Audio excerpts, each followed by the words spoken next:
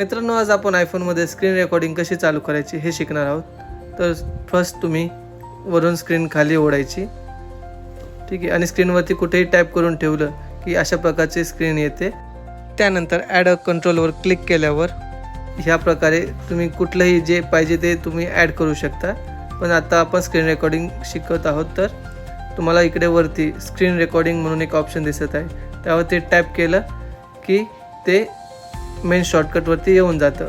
Already आपल्या इथं screen recording चालू असल्यामुळे हे तुम्हाला 2 दिसत असेल, ठीक आहे. तुम्ही बाकी अजून काही ॲड करू वाटत असेल तर तेही ॲड करू शकता. आता आपण समजा अलार्मवरती टॅप केलं तर अलार्मसुद्धा इथे शो दिसत असेल तुम्हाला, ठीक आहे.